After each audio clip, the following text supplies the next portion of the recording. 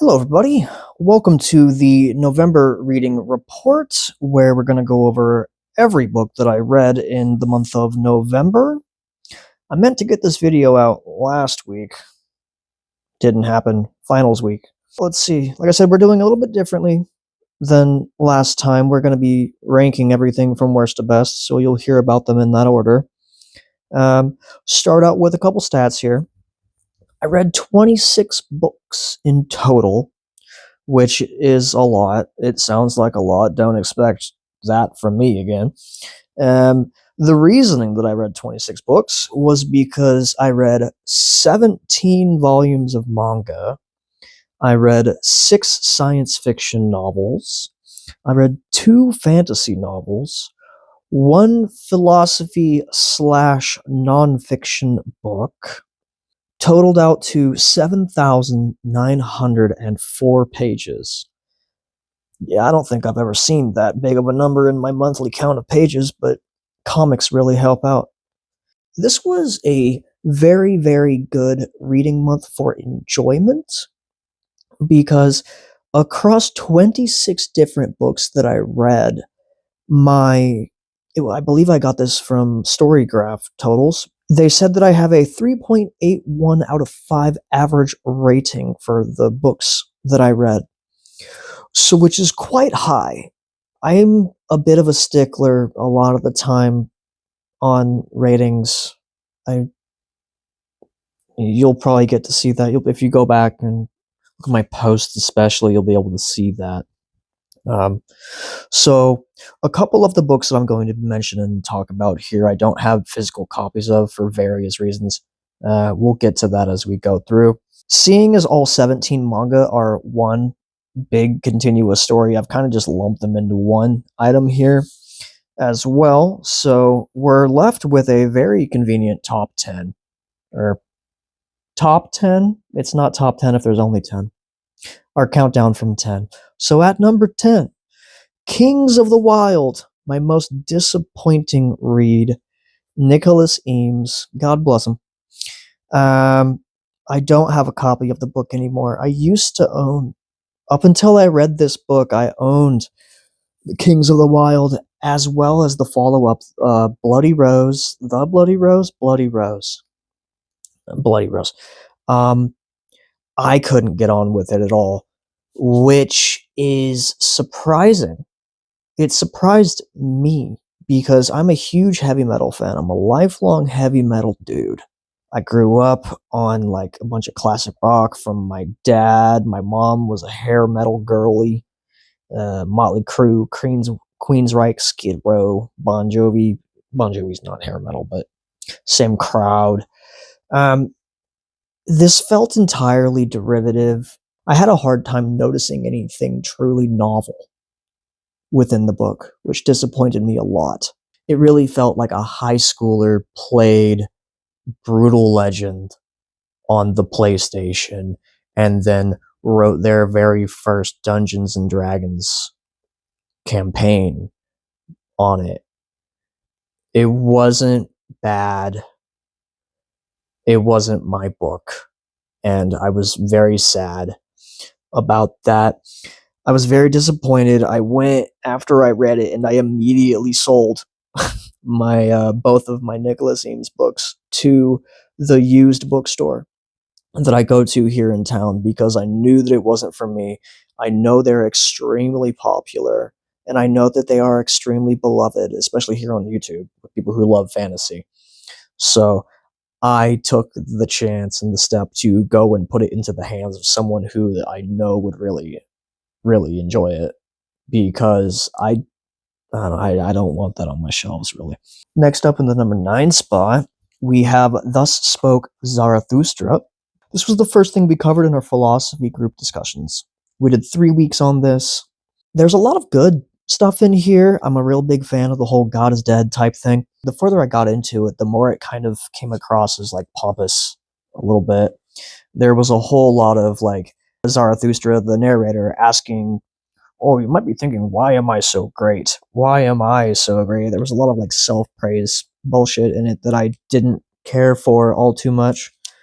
But there's a lot of good in it. There's a few chapters in here which really stuck out to me. I'm happy to have read it, but there's nothing too terribly much that really stuck with me from this. Moving on, the 8th best book that I read this last month, was Mockingbird by Walter Tevis. Science fiction. I believe it's from the 80s. There's some romantical elements which are really good. There's plot devices in here which I found very good. It's extraordinarily well written. It sticks in there with a lot of the Robert Silverbergs that were written around this same time. It was definitely full of some very good dystopian themes, and I was a huge fan of those. It's essentially just very good sci-fi. I don't have a copy of that because I read it on Kindle. In our number 7 spot is going to be 11/22/63 by Stephen King. Now, everybody knows that I am a huge Stephen King fan. I cannot hide it. Anyone who walks into my home, it's kind of the first thing that you see. I held off on reading this for a while. This came out in a. I'm not the hugest fan of the new stuff. This is kind of on the verge of the new stuff. I think around basically right around 2000, turn of the century, after his car accident. There's very good romance.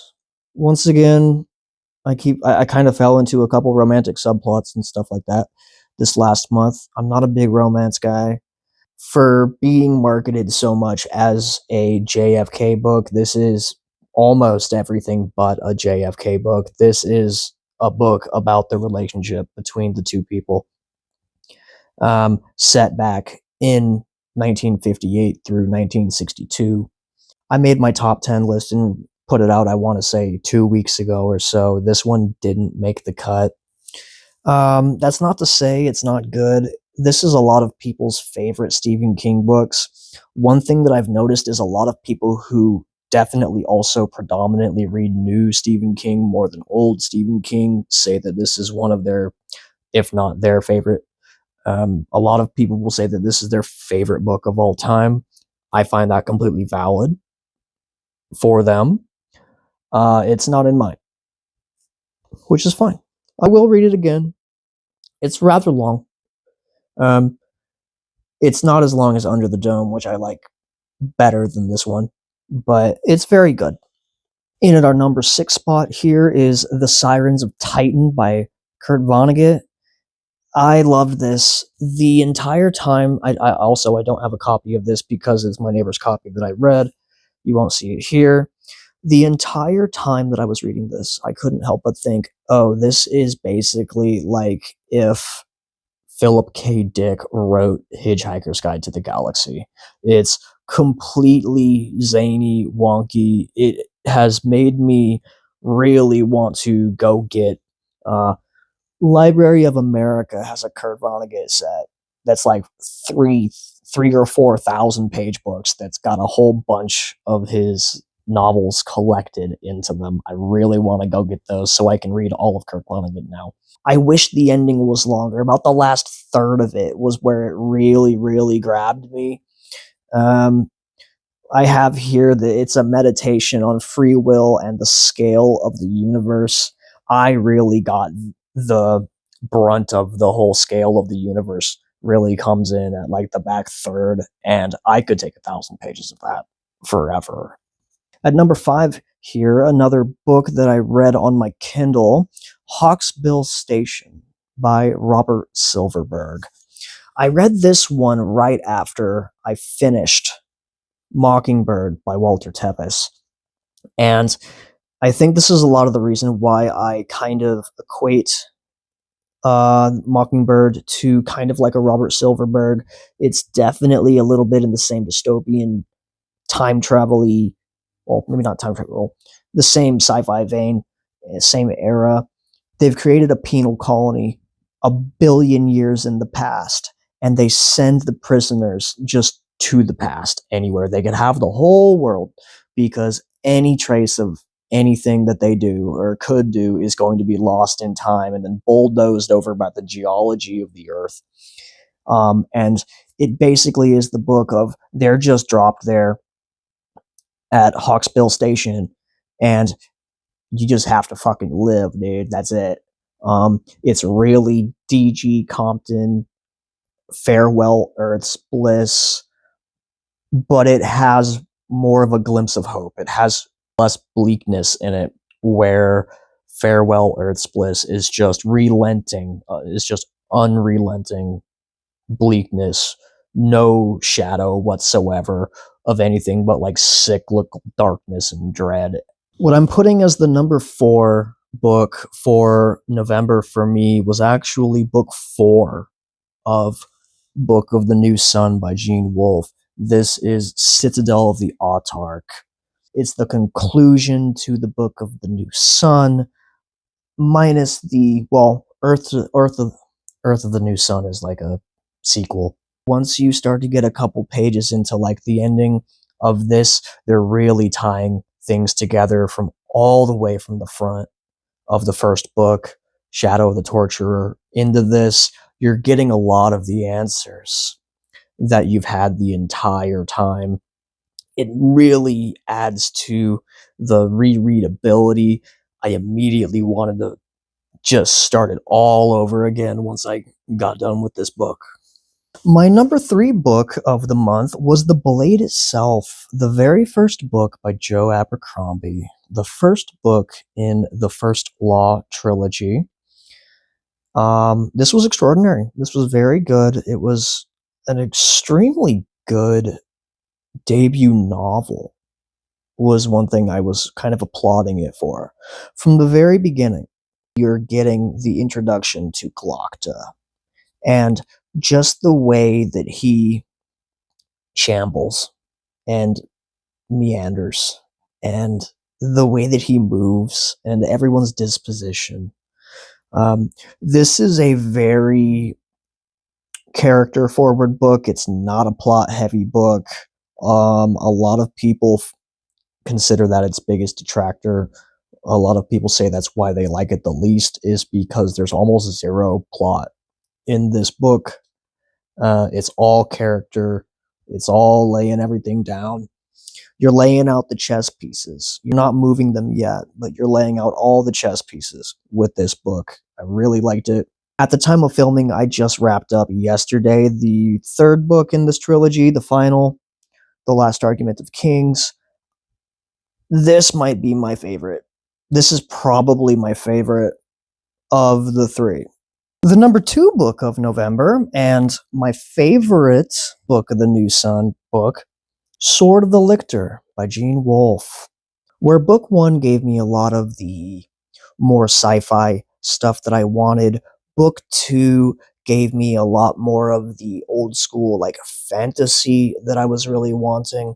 This one was where they started. I felt that they did the best mix of the two. This was fantastical. This was super science-y. There's a lot of everything going on. After reading the final book, I now understand that I need to go back through and read this again so I can understand the other 80% of these books that I probably just breezed directly past without noticing. The pros on all of these is top tier, S category, Mervyn Peak, Gormenghast, beautiful, less flowery than Mervyn Peak, potentially more readable. I haven't thought about that before. It's extremely good. There's nothing, I can't really come up with a single fault whatsoever for this. It's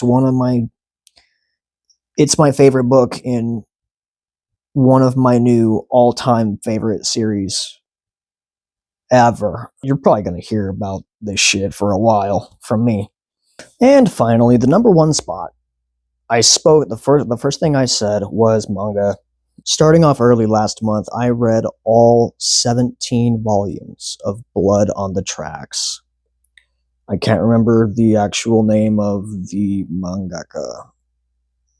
I'll put it in the notes. I came into this book being sold that it was going to be quote unquote like Junji Ito because I wanted a horror manga, and they definitely delivered on the horrific standpoint. It's not horror.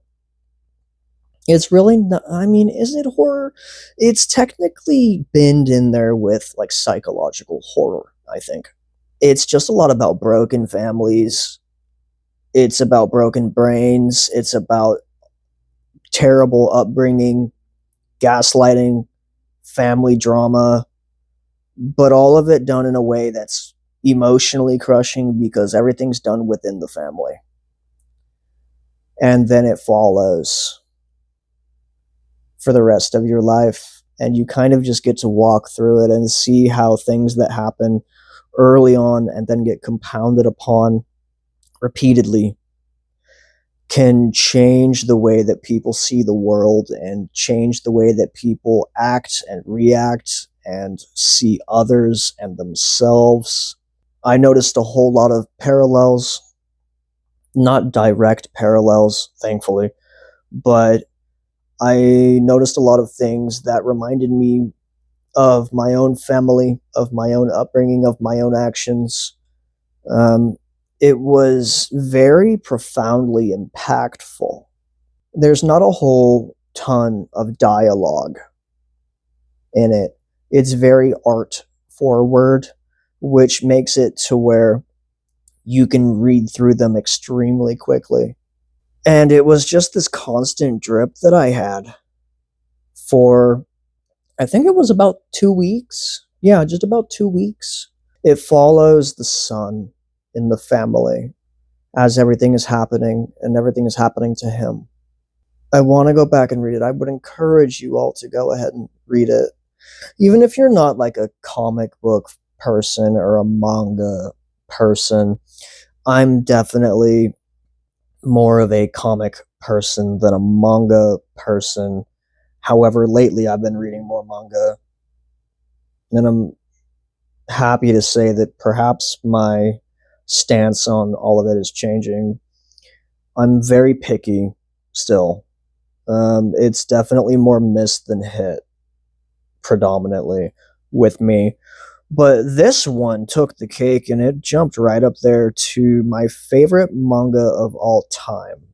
It doesn't fade to black. It's almost like a grim dark novel. Like it's almost like a Glenn Cook in how it'll sit you with these horrible fucked up things. Like you're getting gaslit and almost like murdered and shit by your own family, and then instead of cutting the black and ending the chapter, it'll kind of just sit there and let you deal with the recourses of those actions for like 4 volumes in a row, and you just have to fucking sit there and deal with that shit.